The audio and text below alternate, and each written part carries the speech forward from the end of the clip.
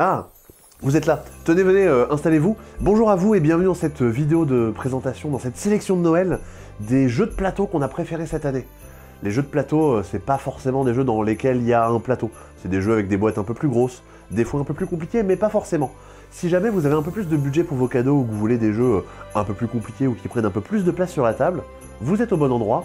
On va vous présenter 12 jeux qui rentrent dans cette catégorie.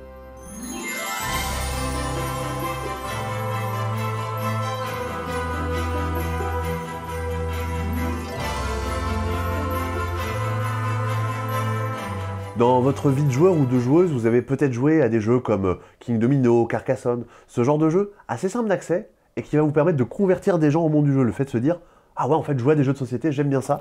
Acropolis, ça rentre carrément dans cette catégorie. C'est un jeu de tuiles dans lequel vous allez devoir construire une ville. Sur chaque tuile, vous allez avoir des quartiers différents, il va falloir les assembler de la bonne façon. Les quartiers commerçants, il ne faut pas les mettre à côté si je veux qu'ils me rapportent des points. Les quartiers militaires, il faut que je les mette en bord de ma ville si je veux qu'ils me rapportent des points. Il va falloir en plus que je récupère des petites tuiles spéciales sur lesquelles il y a des étoiles, parce que sinon, si j'ai pas d'étoiles rouges, les quartiers rouges, ils me feront 0. Il va falloir aussi que je monte en hauteur. Je vais pas seulement mettre mes tuiles les unes à côté des autres et faire mon puzzle. Il va falloir que je fasse en sorte que mes tuiles se chevauchent, parce qu'une tuile au niveau 2 compte pour 2, une tuile au niveau 3 compte pour 3. On se pose plein de petites questions, mais un tour de jeu, ça va durer une vingtaine de secondes, une partie, une demi-heure grand maximum.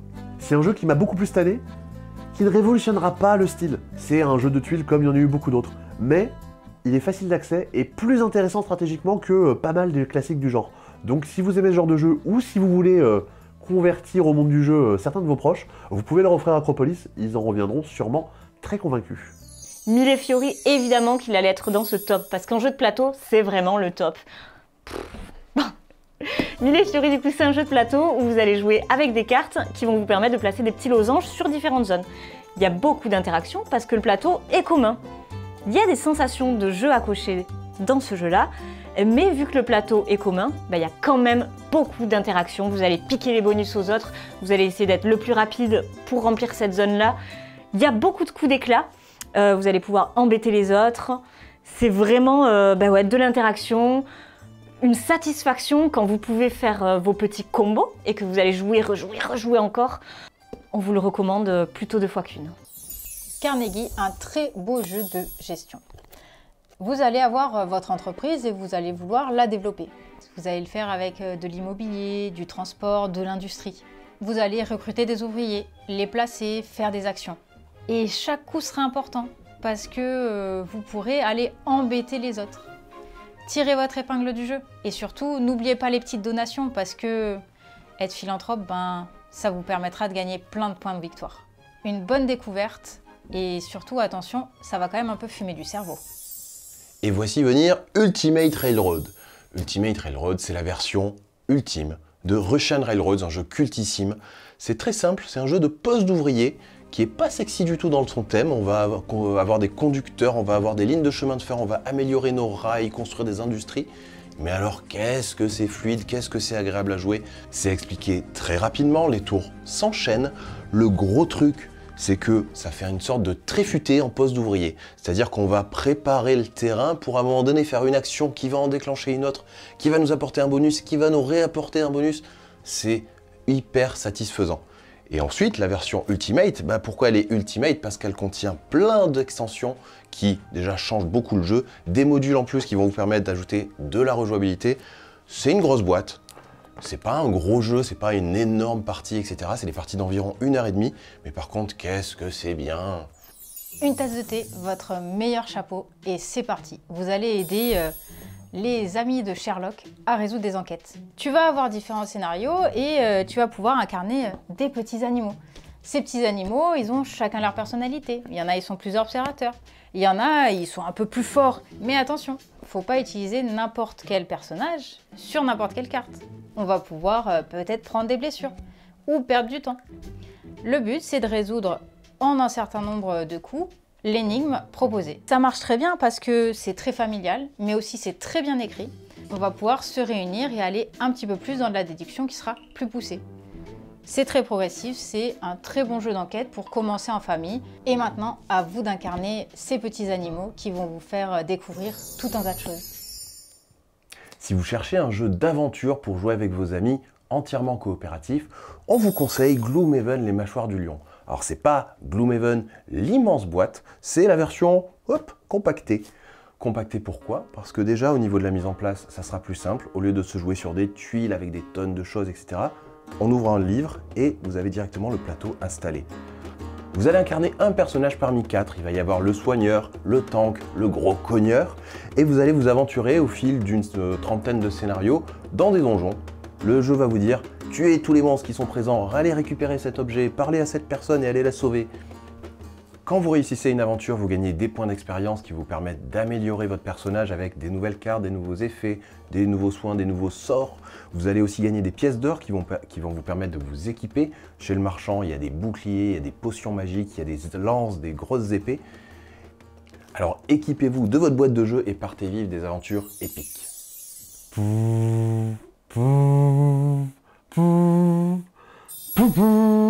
Bienvenue dans Twilight Inscription, un jeu galactique. C'est un jeu de stratégie dans lequel je vais devoir me développer sur 4 aspects en parallèle. Est-ce que je veux me déplacer dans la galaxie et aller récupérer des bonus en colonisant des planètes? Est-ce qu'au contraire je veux exploiter des ressources de certaines planètes pour essayer de déclencher des réactions en chaîne? Est-ce que j'ai envie de récupérer des marchandises qui auront un aspect plus tard dans la partie? Ou alors est-ce que j'ai envie de fabriquer des vaisseaux pour essayer de battre mes voisins? Parce que oui, à certains moments, il y aura des guerres. On va comparer notre force avec notre voisin de gauche et notre voisin de droite. Le meilleur, bien sûr, gagnera des bonus, les autres pleureront et perdront des choses. Et oui, car en plus de vous concentrer sur 4 feuilles en parallèle, vous allez devoir regarder un peu ce que font vos voisins. C'est un jeu qui va pouvoir se jouer jusqu'à 8. Vous pouvez le faire et ça marchera très bien. Par contre, il vous faudra quand même un peu de place. Chaque partie sera différente car vous devrez choisir au début l'une des 24 factions disponibles. Chacune d'entre elles vous donnera un bonus de départ et des pouvoirs qui se déclencheront pendant la partie pour vous donner une belle rejouabilité et des sensations de jeu différentes à chaque partie.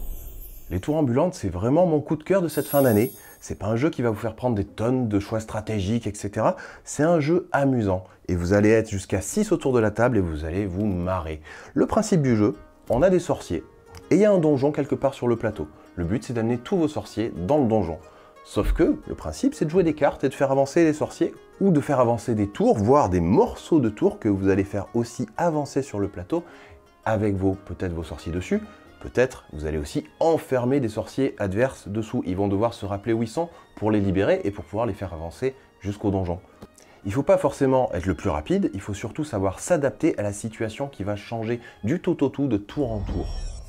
Faut-il sortir sans arrêt des nouveaux jeux ou faut-il reprendre de tous ces jeux cultes qui avaient disparu, qui étaient plus commercialisés, et les refaire? Sans doute un peu des deux, mais moi j'adore reprendre des trucs un peu cultes et les remettre au goût du jour. Et c'est le cas du jeu suivant, de Libertalia de Paolo Mori, un grand jeu, un truc trop cool, qui vient enfin de revenir, réédité par Stone Meyer, l'éditeur de Wingspan, pour ceux qui connaissent. Et ben ça, c'est ben le fun. On est vraiment sur le jeu d'une bande de potes, qui va se jouer certes de 2 à 6, mais clairement, jouez-y à 3, 4, 5, 6, et c'est la folie. Vous allez jouer des cartes de pirates, que vous allez envoyer sur le plateau au fur et à mesure, un peu à la manière d'un 6 qui prend, et ils vont s'affronter afin de récupérer des trésors et parfois même de se refiler des malédictions les uns les autres. Vous vous retrouvez chacun avec une 40aine de pirates, vous n'en jouerez que 18 à chaque partie, lesquels seront en jeu, qu'est-ce qui va se passer, c'est plein de rebondissements, c'est fun et c'est stratégique. Si vous aimez bien les jeux de cartes, si vous avez kiffé les années précédentes jouer à Oriflamme, si vos potes aiment jouer à Seven Wonders, à Nidavellir, vous pouvez jouer à Libertalia, il va se passer des trucs dans votre bande de potes. Cette année, Ark Nova est un jeu dont on a beaucoup entendu parler et qui nous a pas mal plu. Vous allez devoir, dans ce jeu, gérer un zoo, construire des enclos et essayer d'accueillir des animaux pour marquer un maximum de points. Chaque action que vous allez faire dans le jeu va vous faire progresser sur 2 pistes différentes, qui vont se croiser au bout d'un moment. Si vos curseurs se croisent, la partie se termine. Donc si les autres voient que vous êtes sur le point de déclencher la fin de partie, et que leurs marqueurs sont encore très éloignés, ils vont avoir la pression, ils vont devoir essayer de rattraper le retard, parce que sinon ils vont marquer très peu de points, voire même des points négatifs. En pratique, comment ça se joue? À chaque tour, vous allez choisir l'une des 5 actions qui est devant vous, sachant que plus vous mettez de temps à refaire une action plus tard, plus elle sera forte. Donc des fois, vous avez envie de construire un enclos. Mais vous vous dites, si j'attends un tour ou deux, l'action sera plus forte. Des fois, vous avez envie de piocher des cartes. Ah, mais si j'attends le tour d'après, je vais pouvoir en garder une de plus.